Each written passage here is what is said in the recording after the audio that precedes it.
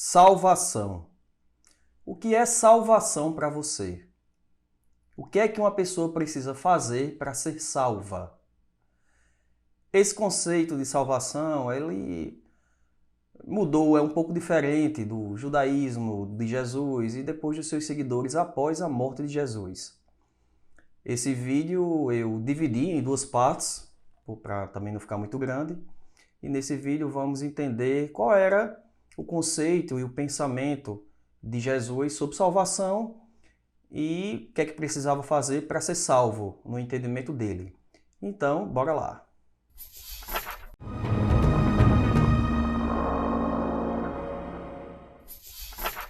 Olá, queridos questionadores, bem-vindo ao canal Bíblia Questionada. Sempre que se falou em salvação no Antigo Testamento, significa se salvar de uma guerra, se permanecer vivo numa guerra. Os povos da antiguidade sempre fez parte da rotina deles viverem em conflitos, em guerras. Não era diferente com o povo de Israel. E também não era diferente como quase todos os povos naquele tempo, né, viviam uma teocracia. Então a religião, os deuses, ou Deus para o judeu, fazia parte, estava intrinsecamente ligado em todos os assuntos da vida, não seria diferente nas guerras, né? Então nós vemos no Velho Testamento Deus uma figura importante nas campanhas militares dos israelenses. Deus ali atuando de forma a conduzir Israel às vitórias militares. E quando não vencia, era porque Israel tinha desagradado a Deus, então por isso Deus estava castigando-os, fazendo sofrer, né, perdendo aquelas batalhas. E quando ganhava, também havia um massacre geral no povo conquistado, matavam inclusive mulheres e crianças e bebês, mas isso é assunto para outro vídeo. O fato é que Deus atuava, né, tanto que fala muito em Senhor dos Exércitos, Deus dos Exércitos, porque Deus atuava diretamente nessas campanhas militares. E aí depois surgiu a figura, na ideia, a crença, a profecia do Messias. O Messias não tem nada de espiritual, de salvação para uma vida, para um reino no mundo espiritual, pós-morte, não tem nada disso, porque esse conceito de vida pós-morte não fazia parte da teologia, da mitologia judaica. O Messias era uma figura política, militar, e obviamente religiosa, porque afinal de contas era um estado teocrático, então era tudo misturado. Mas era eminentemente uma figura política e militar. O Messias, ele viria com a unção de Deus, né? O Messias quer dizer ungido, escolhido, assim como eram os reis na época da monarquia de Israel, viria para conduzir Israel, o povo de Israel, a vencer, a conquistar os outros povos e dominar sobre todos os povos, né? Uma soberania ali de escala global. Israel iria dominar sobre todos os povos da terra, e aí acabou tempo ruim, né? Porque assim, Israel, por muito tempo, toda a sua história, sofreu muito sendo subjugado por outros povos. Ficou cativo do Egito, e depois da Babilônia, e depois acabou sendo dominado pelo Império Romano. Então, a crença, a expectativa era da figura do Messias sendo um ser, uma pessoa, uma figura que iria conduzir Israel a dominar militarmente, politicamente, outros povos da terra e restabelecer a monarquia de Israel. Posteriormente, alguns judeus passaram a acreditar no conceito de Apocalipse, né? O conceito apocalíptico, que foi o caso justamente de Jesus, de João Batista, de Paulo, de Pedro, do autor do livro de Apocalipse, enfim, dos primeiros cristãos, a ideia de que o fim estava próximo e que a figura do Messias iria reinar nesse reino que seria realmente na Terra, não é no céu, não é em outro lugar. Esqueçam esse conceito que não existe esse conceito de céu, de inferno, de vida após a morte, não. O negócio era aqui na Terra. Em breve, o mundo estava dominado por Satanás, pelas forças do mal, totalmente dominado pelas forças do mal, pelo pecado. Mas em breve, muito em breve, Deus estava prestes a organizar tudo. Iria intervir de forma direta no mundo e iria enviar a figura do Filho do Homem, né? Uma figura relatada no livro de Daniel. É uma espécie de juiz cósmico que viria para, juntamente com um exército de Deus, com os anjos e arcanjos, para guerrear, né? E aí seria realmente uma batalha espiritual, iria guerrear contra Satanás e seus anjos. E o mundo, no conceito apocalíptico, era dualista. Ou você estava alinhado com Deus, ou quem não tivesse alinhado com Deus estava alinhado com Satanás. No fim, obviamente, Deus iria vencer essa batalha, iria destruir Satanás. Todo mundo que já morreu iria ressuscitar e iria enfrentar o julgamento. Quem estava vivo e quem morreu iria ressuscitar e todos iam enfrentar o julgamento final, perante esse Filho do Homem. No final das contas, quem estava alinhado a Deus iria reinar com Deus e com o Messias e tudo mais, nesse reino utópico aqui na Terra, que iria ser eterno, e quem não, Satanás, juntamente com quem estava alinhado a ele, ou seja, todo mundo que não estivesse alinhado com Deus, iriam ser destruídos, eliminados.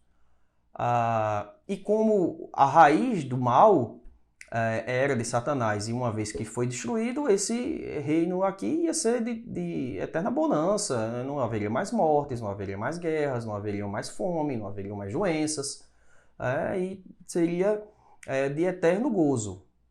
E para Jesus, a pregação de Jesus, do Jesus histórico, quem estaria eleito, digamos assim, quem poderia estar salvo desta intervenção divina que iria destruir tudo, e quem seria as pessoas que estariam elegíveis para viver esse reino, né? Isso fica muito claro em duas passagens. Uma delas, a parábola do bom samaritano, uma passagem bastante famosa, né? Que conta que vinha descendo um cara no caminho de Jerusalém para Jericó, e ele foi assaltado, foi espancado, vítima de ladrões, e ficou na beira da estrada. A Bíblia fala ficou meio morto, ou seja, ele ficou desacordado. Assim, não dava para saber se ele estava morto ou se ele estava vivo. Tinha que ir lá conferir se ele estava morto ou vivo. E aí vem um sacerdote e passa direto, vê lá o corpo e passa direto e ignora. Depois vem um levita e também faz a mesma coisa, vê e passa direto. Essa galera, que é chamada doutores da lei, era justamente quem Jesus mais criticava, né? Que ele chamava de sepulcros caiados. Ou seja, sepulcros bonitos por fora, dentro podres. Porque eles tinham toda aquela aparência de santidade, eles seguiam a lei de Moisés, a lei judaica, estritamente, eram fundamentalistas, eles seguiam ao pé da letra, de forma zelosa, a lei de Moisés, mas lhe faltava o interior, lhe faltava o amor ao próximo, a caridade, a benevolência, a compaixão. A lei de Moisés era bastante dura. Por exemplo, enfim, a pessoa fosse pega em adultério, tinha que ser apedrejada. Era, enfim, esse tipo de pena de morte, etc. E Jesus, ou seja, não havia muito, em nome da lei, do cumprimento estrito da lei, eles esqueciam uma coisa básica, que é o amor. Afinal de contas, Deus deveria ser o Deus do amor. Pelo menos era essa a ideia de Jesus. Tanto é que tem uma passagem na Bíblia que Jesus é repreendido porque curou uma pessoa num sábado. Então, quer dizer, não poderia curar no sábado porque estaria violando a lei de Deus. Tipo, para os fariseus era mais importante seguir a regra do que atender à necessidade do próximo. Pois bem, os levitas, sacerdotes e tal, eles eram figuras que eles prestavam serviços no templo, né, no templo de Jerusalém. E aí a história conta que ele vinha de Jerusalém para Jericó, provavelmente vinha de fazer alguma coisa no templo, algum serviço no templo, estava voltando para casa. E aí a lei de Moisés é contra tocar em animais, em qualquer ser vivo morto, porque isso tornaria você impuro. Então, se uma pessoa tocasse em alguma coisa morta, né, algum animal, alguém morto, ele ficaria impuro. Precisaria ficar em quarentena, passar um tempo sem poder fazer serviços no templo. E quando esse pessoal viu aquele homem desacordado, eles não tinham certeza se estava vivo ou se estava morto. E também não quiseram conferir, porque se fosse conferir, ia ter que tocar nele e de repente se ele tivesse morto. Então, não quiseram arriscar, tipo, foda-se, passou direto, né, em nome do cumprimento da lei. E daí veio um samaritano, e aí samaritanos e judeus havia uma grande rivalidade entre eles. Os judeus não consideravam muito os samaritanos, achavam que eram povos, enfim, não era o povo eleito de Deus, não eram realmente o povo eleito, escolhido de Deus, né? Não eram como os judeus. Havia todo um ódio entre eles até. Mas aí mesmo assim ele viu aquela pessoa e foi lá em socorro, prestar socorro. Viu que ele estava vivo, colocou em cima do seu animal, foi para um hotel e deu dinheiro para o cara cuidar dele e tal, hospedar ele ali e tratá-lo, enfim. E aí depois Jesus pergunta, qual desses realmente vocês acham que agradou a Deus? Obviamente que foi o samaritano, demonstrou toda uma compaixão e não aquele que estava muito mais preocupado em seguir a regra de Moisés. Inclusive antes dessa passagem, Jesus diz, olha, os principais mandamentos são amar a Deus sobre todas as coisas. Isso quer dizer o quê? Seguir a lei de Deus. Fazer todos os sacrifícios, guardar o sábado, seguir aquela dieta restrita judaica, enfim, circuncisão, enfim, seguir a regra, a lei. Isso era importante para Jesus. Tinha que seguir a lei de Moisés. Ok. Mas não só isso. Tinha o segundo mandamento, amar ao próximo como a si mesmo. Isso é que faltava nos doutores da lei, isso é que era importante também para Jesus seguir esses dois mandamentos para poder alcançar o reino de Deus. A outra parábola é a parábola das ovelhas e das cabras, dos bodes, em que ele diz que quando vier o Filho do Homem, ele vai colocar as ovelhas na direita e os bodes, as cabras, à esquerda. Então ele vai dizer, né, venham benditos do meu Pai, recebo como herança o reino que foi preparado desde a criação do mundo, pois eu tive fome e vocês me deram de comer, tive sede, me deram de beber, fui estrangeiro, me acolheram, necessitei de roupas, vocês me vestiram, estive enfermo, vocês cuidaram de mim, estive preso, vocês me visitaram. E aí perguntam, Senhor, quando foi que fizemos isso? Quando foi que lhe demos de comer, que lhe vimos com fome e demos de beber? Quando te vimos como estrangeiro, que acolhemos, quando foi que fizemos isso? E aí ele dirá, digo a verdade, o que vocês fizeram em algum dos meus menores irmãos, a mim o fizeram. Então ele dirá à esquerda, malditos a parte de mim para o fogo preparado para o diabo e seus anjos. Pois eu tive fome e vocês não me deram de comer, tive sede e nada me deram de beber, fui estrangeiro, vocês não me acolheram, necessitei de roupas, não me vestiram, estive preso. E eles questionam a mesma coisa, mas quando foi que vimos com fome ou com sede, ou estrangeiro necessitado de roupas, enfermo, e não te ajudamos. Ele responderá: digo a verdade, o que vocês deixaram de fazer, alguns desses mais pequeninos também a mim deixaram de fazê-lo. E estes irão para o castigo eterno, mas os justos para a vida eterna. Isso mostra, primeiro de tudo, esse texto, pelo menos, isso soa realmente fidedigno com algo que Jesus poderia dizer. Por quê? Porque o entendimento após a morte de Jesus e quando os discípulos acreditaram que ele tinha ressuscitado, era que a salvação era pela morte de Jesus, pela crença em Jesus e na sua morte. A morte que traria a salvação. Afinal de contas, seria uma morte por expiação, e a morte de Jesus iria trazer a salvação, o perdão dos pecados.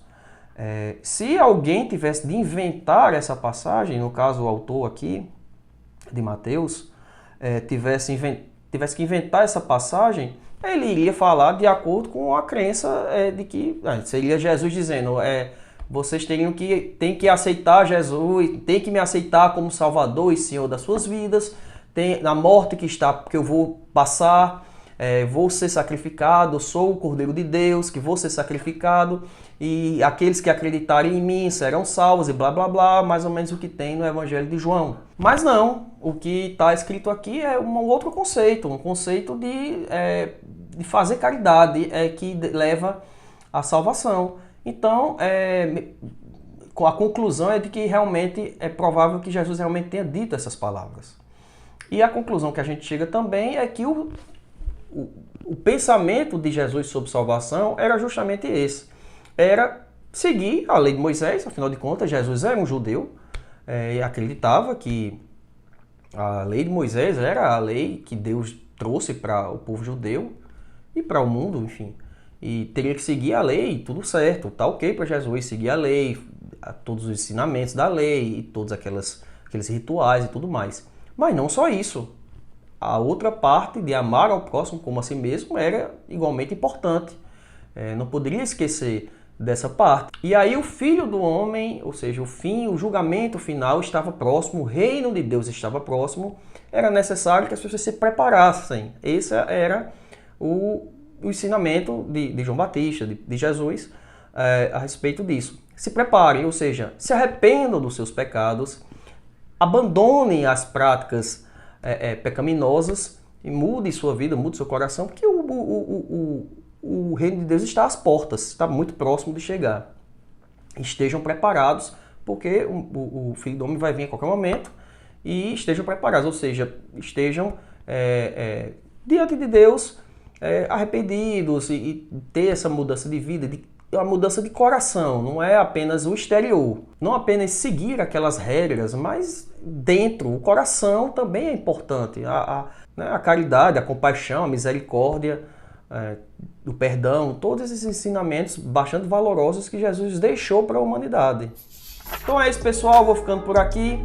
Próximo vídeo falarei sobre o entendimento dos seguidores de Jesus após a morte de Jesus, quando eles passaram a acreditar que Jesus tinha ressuscitado, houve uma mudança no entendimento do que seria a salvação e o que é que era preciso ser feito para salvar. Aí vamos ver o entendimento de Paulo, de Marcos e também o entendimento de Lucas, que era um pouco diferente.